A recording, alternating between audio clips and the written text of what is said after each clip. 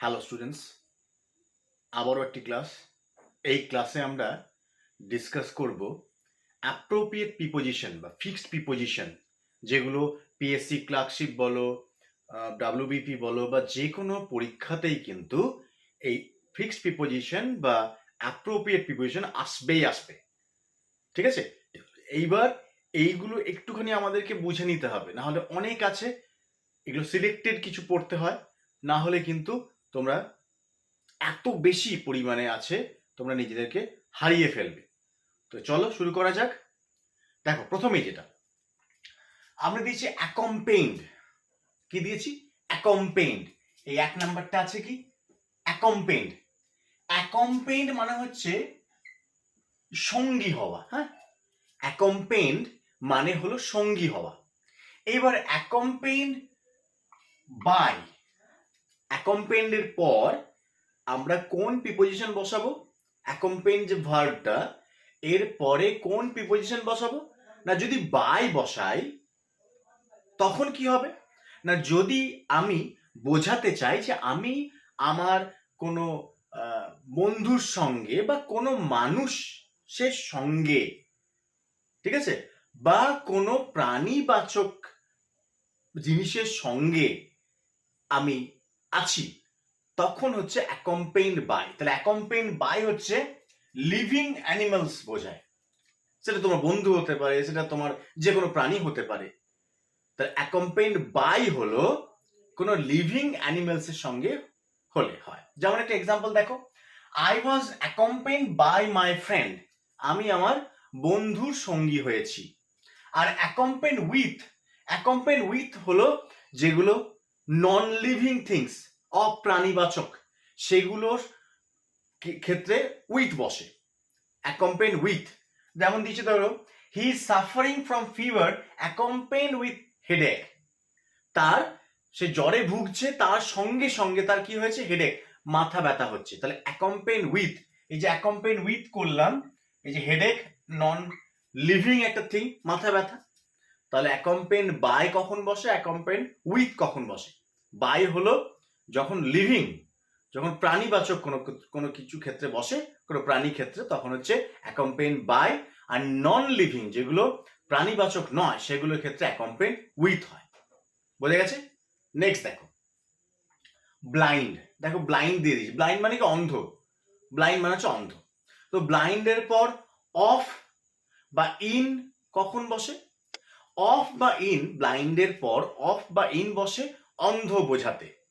ঠিক আছে? তাহলে ব্লাইন্ডের পরে অফ বা ইন বসে অন্ধ বোঝাতে, চোখে অন্ধ সে। এইবার আরো স্পেসিফিক যদি বলি, তাহলে অফ কোথায় বসে? অ্যান আই যদি লেখা থাকে, ঠিক আছে, একটা চোখে, মানে যে কোনো চোখে হতে পারে। আর ইন কোথায় বসে? যখন ওয়ান আই লেখা থাকে।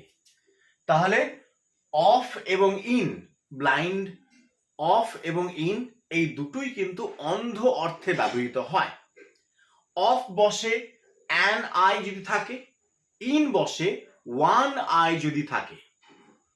ঠিক আছে? নেক্সট দেখো, ব্লাইন্ডের পরে টু বসে, খুব ইম্পর্টেন্ট। ব্লাইন্ডের পরে টু কখন বসে? না, যদি বলি স্নেহে অন্ধ, তখন হচ্ছে টু বসে। মানে তুমি এতটাই স্নেহে অন্ধ হয়ে গেছো যে সে, তুমি কি করছো, তার দোষটা খুঁজে পাচ্ছ না। তাহলে কি হচ্ছে? যেমন ধরো, he is blind to his son's fault, সে এতটাই তার ছেলের স্নেহে অন্ধ যে তার ছেলের যে দোষটা, ফল্ট, সেই ফলটা সে দেখতে পাচ্ছে না। তাহলে ব্লাইন্ড টু হচ্ছে স্নেহে অন্ধ, মোহে অন্ধ, এই অর্থে বোঝায়। বোঝা গেছে?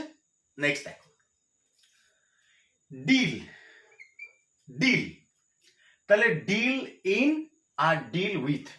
ডিল ইন মানে হলো ট্রেড, ব্যবসা করা। ঠিক আছে? যেমন যদি বলি হি ডিলস ইন রাইস, সে চালের ব্যবসা করে। ঠিক আছে? আর ডিল উইথ হচ্ছে বিহেভ, আচরণ করা। ঠিক আছে? যেমন দিয়েছে ধরো, he deals honestly with his customer, সে তার কাস্টমারের সঙ্গে সততার সঙ্গে আচরণ করে। তাহলে ডিল ইন হচ্ছে ব্যবসা করা, ট্রেড। আর ডিল উইথ হলো বিহেভ, আচরণ করা। ওকে, নেক্সট দেখো জাম্প। দেখো জাম্প মানে তো ঝাঁপানো, ঠিক আছে? আমরা যেটা জানি জাম্প যে ভার্বটা সেটার মানে হচ্ছে ঝাঁপ দেওয়া। তো জাম্প ওভার মানে হচ্ছে কোন একটা উঁচু কোনো কিছুর উপর দিয়ে ঝাঁপ দেওয়া। সেটা ফেন্স হতে পারে, সেটা বেড়া হতে পারে, ওয়াল হতে পারে, দেওয়াল হতে পারে। যেমন দিয়েছে the cat jump over the wall. ক্যাটটা কি করলো, বিড়ালটা কি করলো না, দেওয়ালের ওপর দিয়ে ঝাঁপ মারল, ঠিক আছে? নো প্রবলেম এটাতে। প্রবলেমটা কোথায়? Jump to. জাম্প টু মানে হচ্ছে কোন একটা সিদ্ধান্তে আসা। জাম্প টু মানে হচ্ছে কোন একটা সিদ্ধান্তে আসা। তাহলে জাম্প ওভার মানে হচ্ছে উঁচু কোনো জায়গাকে টপকানো, সেটা ফেন্স হতে পারে, বেড়া হতে পারে, সেটা ওয়াল দেওয়াল হতে পারে। জাম্প টু মানে হচ্ছে উপসংহারে আসা, সিদ্ধান্তে আসা। যেমন একটা এক্সাম্পল দিয়েছি, don't jump to the conclusion so early. এত তাড়াতাড়ি উপসংহারে এসো না, এত তাড়াতাড়ি সিদ্ধান্তে এসো না। তাহলে জাম্প টু মানে হলো সিদ্ধান্তে আসা। বোঝা গেছে? নেক্সট দেখো লিভ। দেখো লিভ যে ভার্বটা, এটার মানে হচ্ছে বাস করা। এবার লিভ ইন আর অ্যাট কোথায় বসে?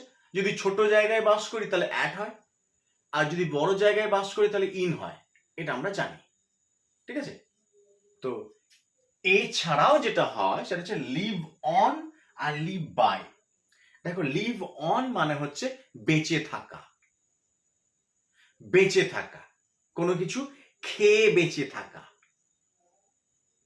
ওকে, তাহলে দেখো লিখেছি he lives on milk only, তাহলে সে দুধ খেয়ে কেবল বেঁচে থাকে। তাহলে লিভ অন হলো খেয়ে বেঁচে থাকা। লিভ বাই, লিভ বাই মানে হলো সৎভাবে উপার্জন করে বেঁচে থাকা, ঠিক আছে? তাহলে he lives by honest means, সে সৎভাবে উপার্জন করে বেঁচে আছে। বোঝা গেছে? নেক্সট দেখো, দেখো 6 নাম্বারটা দিয়েছি, হি প্রিসাইডেড ড্যাশ দ্য মিটিং। সে সেই মিটিংটায়, সেই সভাতে সভাপতিত্ব করলো।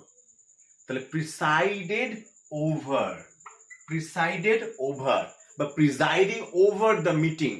সে কি করলো না, সেই সভাতে মিটিং এ সভাপতিত্ব করলো। তাহলে প্রিসাইডেড মানে হচ্ছে সভাপতিত্ব করা, over the meeting. Okay, next দেখো this dish taste garlic. This dish taste garlic. আরেকটা দিয়েছি he has no taste dash music. তাহলে টেস্ট ভার্বটার মানে আমরা জানি, টেস্ট যে ভার্ব তার মানে হচ্ছে স্বাদ। এটা খুব টেস্টি খাবার, আমরা বলে থাকি এর স্বাদটা খুব ভালো।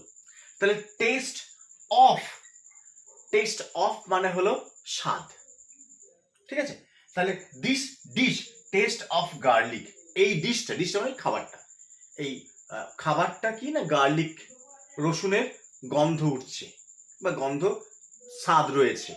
তাহলে যে স্বাদ অর্থে আমরা কিন্তু অফ বলি, ঠিক আছে? এর পরেরটা দেখো he has no taste for music. দেখো টেস্ট ফর মানে হচ্ছে ইন্টারেস্ট, আগ্রহ, রুচি। টেস্ট ফর মানে হলো ইন্টারেস্ট, আগ্রহ, রুচি। কিন্তু টেস্ট অফ মানে হচ্ছে স্বাদ, ঠিক আছে? তাহলে টেস্ট অফ মানে হলো স্বাদ। কিন্তু আমি যদি বলতে চাই যে আমার এই বিষয়ে রুচি নেই, I have no taste of this subject, এই সাবজেক্টে, এই বিষয়ে আমার কোনো রুচি নেই। তাহলে রুচি বা ইন্টারেস্ট বোঝাতে টেস্ট অফ বোঝায়, আর টেস্ট ফর বোঝায়, আর টেস্ট অফ হচ্ছে স্বাদ অর্থে ব্যবহৃত হয়। বোঝা গেছে? Thank you.